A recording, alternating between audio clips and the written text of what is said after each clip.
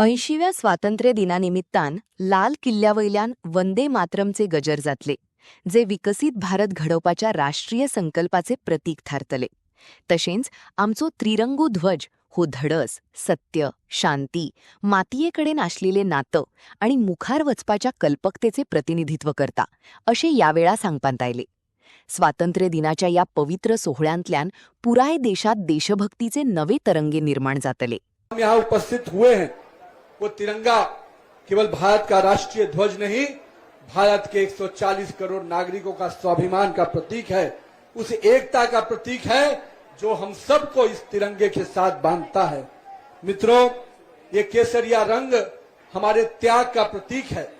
मध्य में जो श्वेत रंग है वो हमारे सत्य के रास्ते पर चलने का प्रतीक है, और नीचे में जो हरा है वो इस बात का प्रतीक है कि हम जमीन से जुड़कर, इस मिट्टी से जुड़कर काम करने वाले लोग हैं.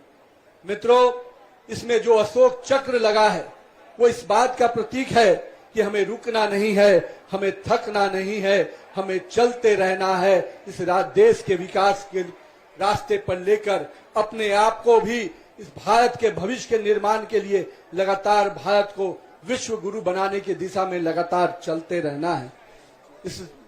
इस राष्ट्रीय ध्वज को कहीं न कहीं अपने प्रतीक, अपने सम्मान के प्रतीक, अपने स्वाभिमान के इस प्रतीक को निश्चित रूप से हम हर कदम पर लहराते हुए नजर आएंगे. मित्रों, ये भी लंबे संघर्ष हुए हैं, चाहे आजादी की लड़ाई के समय का रहा हो या आजादी के बाद भी. मुझे याद है 2011 में जब कश्मीर के लाल चौक पर भारत का तिरंगा लहराने में सवाल उठते थे तो भारत के करोड़ों युवाओं के दिल में दर्द होता था.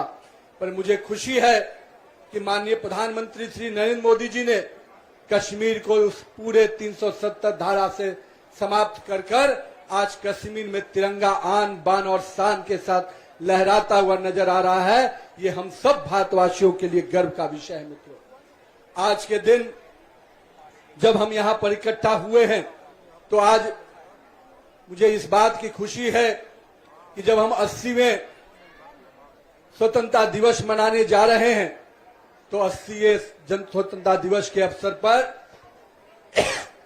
हम लोग वंदे मातरम के 150 वर्ष पूरे होने जा रहे हैं. और इस वर्ष लाल किले की प्राचीर से वंदे मातरम का वो जय घोष होगा, जिस जय घोष से हमारे देश को आजादी दिलाई.